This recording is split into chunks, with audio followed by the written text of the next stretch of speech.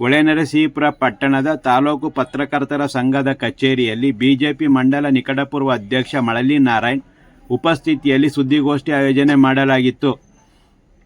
ಹೊಳೆನರಸೀಪುರ ಕ್ಷೇತ್ರದ 2023 ವಿಧಾನಸಭಾ ಚುನಾವಣೆಯಲ್ಲಿ ಬಿಜೆಪಿ ಪಕ್ಷದ ಅಭ್ಯರ್ಥಿಯಾಗಿದ್ದ ದೇವರಾಜೇಗೌಡ ಅವರು ಪಕ್ಷದ ಕಾರ್ಯಕರ್ತರು ಕಾಂಗ್ರೆಸ್ ಅಭ್ಯರ್ಥಿಯನ್ನು ಬೆಂಬಲಿಸಿದ್ದರು ಎಂದು ಸುದ್ದಿವಾಹಿನಿ ಒಂದರಲ್ಲಿ ಟೀಕಿಸಿದ್ದಾರೆ.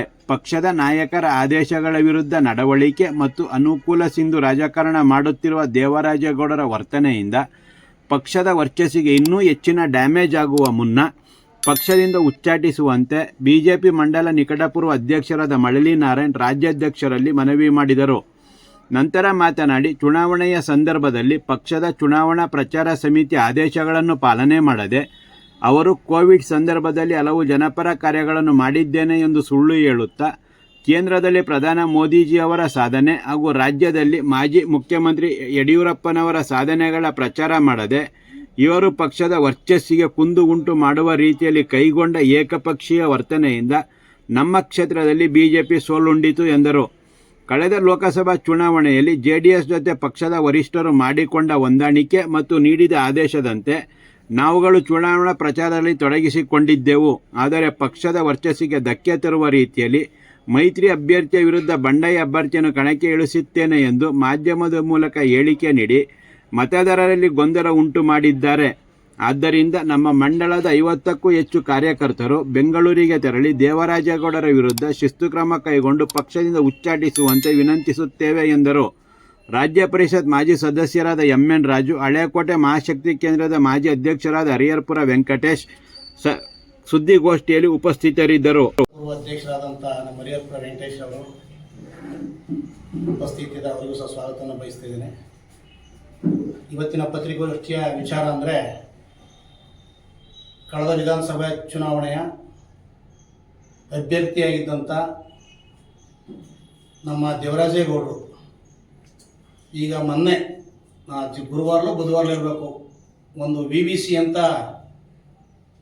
TV ಸಂದರ್ಶನದಲ್ಲಿ ಭಾಳ ಅದನ್ನು ನಿಮಗೆ ಕಳಿಸ್ಕೊಡ್ತೀನಿ, ವಾಟ್ಸಪ್ಪಲ್ಲಿದೆ, ಅವ್ರು ಏನೇನು ಮಾತಾಡಿದ್ದಾರೆ ಅಂತ. ಆ ವಿಚಾರವಾಗಿ ಇವತ್ತು ಪತ್ರಿಕಾಗೋಷ್ಠಿ ಕರೆದಿದ್ದೀವಿ. ಅವರು ನಾವು ಎಲೆಕ್ಷನ್ ನಿಂತಂಥ ಸಂದರ್ಭದಲ್ಲಿ ನಮ್ಮ ಹೊಳೇಶ್ವರ ಕ್ಷೇತ್ರದ ನಾವೆಲ್ಲ ಪದಾಧಿಕಾರಿಗಳು ಕಾರ್ಯಕರ್ತರು ಕಾಂಗ್ರೆಸ್ ಪಕ್ಷಕ್ಕೆ ಸಪೋರ್ಟ್ ಮಾಡಿದರು ಅಂತ ಮಾತನಾಡಿದ್ದಾರೆ. ಹಾಗೆ ನಮ್ಮ ರಾಜ್ಯದ ನಾಯಕರುಗಳು, ಜಿಲ್ಲಾ ನಾಯಕರು ಪ್ರತಿಯೊಬ್ಬ ಹಗುರವಾಗಿ ಪಕ್ಷದ ಆಚಾರ ವಿಚಾರ ಹರಿತಿಲ್ಲದೆ ಏನೇನು ಬೇಕು ಅದನ್ನೇ ಸಂದರ್ಶನದಲ್ಲಿ ಮಾತನಾಡುವಂಥದ್ದು. ಅವರು ಕಳೆದ ವಿಧಾನಸಭಾ ಚುನಾವಣೆ ಪ್ರಚಾರ ಸಮಯದಲ್ಲಿ ನಮ್ಮ ಪಕ್ಷದ ಸಾಧನೆ ಬಗ್ಗೆ ಮಾತನಾಡೋದು ಬಿಟ್ಟು ನಮ್ಮ ದೇಶದ ಪ್ರಧಾನಮಂತ್ರಿಗಳಾದಂಥ ನರೇಂದ್ರ ಮೋದಿಜಿಯವರು, ರಾಜ್ಯ ಸರ್ಕಾರವಿದ್ದಾಗ ಯಡಿಯೂರಪ್ಪ ಸಾಹೇಬರು ಆ ಸಾಧನೆಗಳ ಬಗ್ಗೆ ಮಾತಾಡಿ ಮತವನ್ನು ಯಾಚನೆ ಮಾಡಬೇಕಿತ್ತು.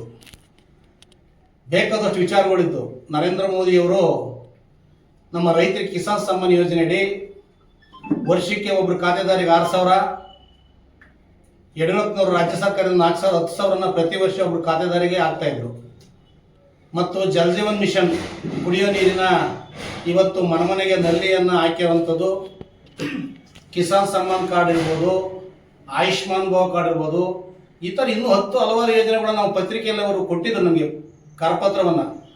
ನೀವು ಪಕ್ಷದ ವಿಚಾರಗಳನ್ನ ತಿಳಿಸಿ, ಪಕ್ಷದ ಏನು ಸಾಧನೆಗಳು ಅದನ್ನು ತಿಳಿಸಿ ನೀವು ಮತಯಾಚನೆ ಮಾಡಬೇಕು ಅಂತ ಸನ್ಮಾನ್ಯ ಶ್ರೀ ದೇವರಾಜೇಗೌಡರು ಎಲ್ಲೇ ಅವ್ರ ಜೊತೆ ನಾವು ಪ್ರಚಾರಕ್ಕೆ ರಾಜೇಗೌಡರು ನಾವೆಲ್ಲ ನಮ್ಮ ಕಾರ್ಯಕರ್ತರ ಜೊತೆ ಹೋದರೆ ಅವರು ನಾನು ಹೇಗೆ ಬಿಟ್ಟಿದ್ದೆ, ನಾನು ಎಲ್ಲಿ ಬಿಟ್ಟಿದ್ದೆ, ನನ್ನ ಸಾಧನೆ ಏನು, ನಾನು ಏನಾಗಿದ್ದೆ, ನಾನು ಈ ರೀತಿ ಇದು ಇವತ್ತೇನು ನಮ್ಮ ಮೈತ್ರಿಯ ಕೂಡ್ತಾ ಇದ್ದಾರೆ JDSನವ್ರನ್ನ ಹೀಯಾಳಿಸಿ ಮಾತನಾಡಿ ಹಿಗ್ಗಾಮುಗ್ಗ ಅದನ್ನ ನೀವೆಲ್ಲ TV ಮಾಧ್ಯಮದಲ್ಲಿ ನೋಡಿದ್ದೀರ.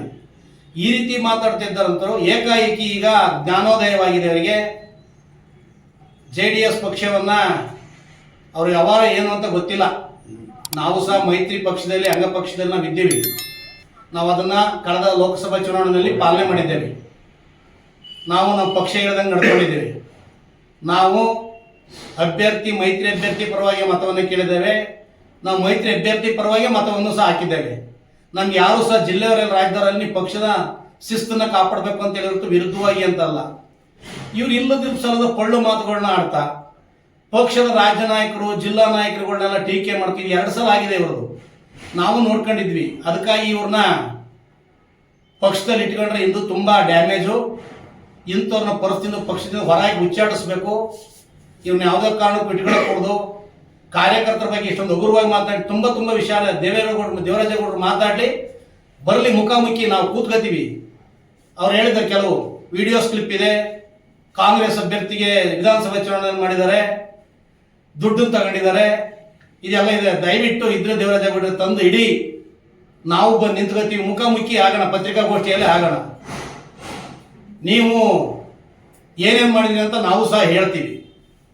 ದಯಮಾಡಿ ನಾನು ಜಿಲ್ಲಾ ನಾಯಕರಲ್ಲಿದ್ದಂಥ ನಮ್ಮ ಸಿದ್ದೇಶ್ ನಾಗೇಂದ್ರ ಇರ್ಬೋದು, ನಮ್ಮ 2 ಜನ ಶಾಸಕರಿದ್ದಾರೆ, ಉಲ್ಲಳ್ಳಿ ಸುರೇಶ್ ಇರ್ಬೋದು, ಸಿಮೆಂಟ್ ಮಂಜೂರ್ ಇರ್ಬೋದು, ನಮ್ಮ ರಾಜ್ಯ ಪ್ರಧಾನ ಕಾರ್ಯದರ್ಶಿಯಾದಂಥ ಪ್ರೀತಮ್ ಗೌಡ್ ಇರ್ಬೋದು, ಇವರೆಲ್ಲರೂ ಸಹ ಇವ್ರ ಬಗ್ಗೆ ಶಿಸ್ತು ಕ್ರಮಕ್ಕೆ ನೀವು ರಾಜ್ಯದಲ್ಲಿ ಆಗ್ರಹಿಸಬೇಕು. ನಾವು ಸಹ ನಮ್ಮ ಮಂಡಲದ ವತಿಯಿಂದ ಹೋಗಿ ರಾಜ್ಯಾಧ್ಯಕ್ಷರನ್ನ ಭೇಟಿಯಾಗಿ ದೇವರಾಜೇಗೌಡರನ್ನ ಪಕ್ಷದಿಂದ ಕೂಡಲೇ ಉಚ್ಚಾಟನೆ ಮಾಡಿ ಪಕ್ಷದ ಸಂಘಟನೆಗೆ ಒಳಿತು ಮಾಡಿಕೊಡ್ಬೇಕು ಅಂತ ಹೇಳ್ತಾ ಇದ್ದೇವೆ.